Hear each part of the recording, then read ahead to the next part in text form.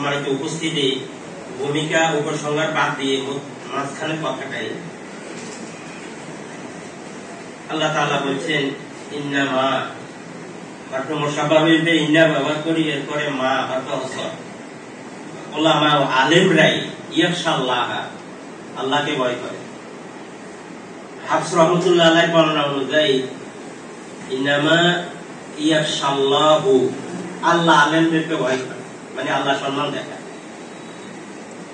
তিরমিজি শরীফের একটি মাত্র আওয়াজ শোনাছি, সায়াতি আলান নাসে জামানুন আস-সাবিরু মিনহুম আলা দীনিহি কাল কাবিযে আলা জামার। কিয়ামতের আগে এমন এক সময় আসবে, হাতের তালুতে জ্বলন্ত আগুনের কয়লা রাখা যেমনই কষ্টকর, ঈমান রাখাটাও তেমনই কষ্টকর। আমার মনে হয় সেই পরিস্থিতির আমরা মুখোমুখি হচ্ছি। আগে এই জায়গা জমি ঝামেলা ছিল না, এখন জায়গা জমি ঝামেলা সরব, খতিয়ানে বেশ কম, দলিলে বেশ কম, নকলে বেশ কম। আমার মনে হয় আল্লাহর দিন, ওলামায়ের আলেমদের যে দিনই দায়িত্ব, এইখানেও খতিয়ানে ঝামেলা শুরু হয়ে গেছে। যেভাবে টেলিভিশনে বিভিন্ন মিডিয়াতে দেখি, আগে ঝগড়া হইতো সরাসরি, আমরা যখন ছেলে ছিলাম খেলার মাঠে ঝগড়া হইতো, মিশিয়ে দিতাম। আর এখনকার এমন ঝগড়া শুরু হয়েছে যেটা কবে শেষ হয় আল্লাহ ভালো জানে। সম্মানিত উপস্থিতি, এই কারণে সুফিয়ান সাউরি রাহমাতুল্লাহ আলাইহি এই আয়াতের তাফসীরে, আপনারা সবাই তো এখানে আমরা আলেম, যে বলছেন আলেম তিন প্রকার, আল আলিমু বিল্লাহ, আল আলিমু বিআওয়ামিরিল্লাহ, আল আলিমু বিআওয়ামিরিল্লাহ লা বিল্লাহ। অর্থাৎ এক প্রকার আলেম হইল যারা আল্লাহকে চিনে। আমাদের বাবা মা লেখাপড়া করেন নাই মাদ্রাসায়, কিন্তু খুব ইবাদত করেন, আল্লাহকে চিনেন। দ্বিতীয় প্রকার আলেম, আল আলিমু বিল্লাহ ওয়া বিআওয়ামিরিল্লাহ, আল্লাহর ইবাদত করে, আল্লাহকে চিনো এবং খোদাই বিধান, কোরআন হাদিসের সুন্নাহ এগুলা জানে।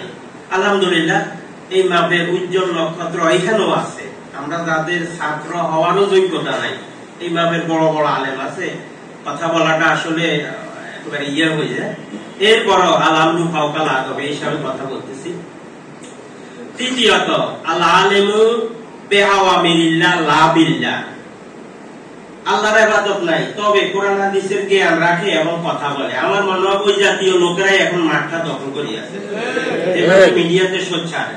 সুতরাং এই মুহূর্তে আমার পরামর্শ, আমরা যারা কোরআন হাদিসের সাথে, মাদ্রাসার সাথে, মসজিদের সাথে যারা সম্পৃক্ত আছি, এটাকে মোকাবেলা করার জন্য একটাই পথ, সেটি হলো কোরআন হাদিসের লেখাপড়া, কোরআন হাদিসের জ্ঞান অর্জন করা। কারণ আগেকার যুগে বক্তাদের ওয়াজ, ইউসুফ জুলেখার ওয়াজ শুনি মানুষ কাঁদতে কাঁদতে শেষ হয়ে যেত। আর এখন ইউসুফ জুলেখার ওয়াজ করলে কয় হুজুর পথ বদলা, খতিব বদলা, কারণ খতিবে আগে কালে ওয়াজ করে। এখন হলো যুগ উপযোগী ওয়াজ, পাবলিকও সচেতন। এক বক্তা, এক খতিব সাহেব যদি ঘরে জুমায় আগে জুমার ওয়াজ করে, দেখুন বদলানি প্রশ্ন আসে, নতুন নতুন ওয়াজ শুনাইতে হয়।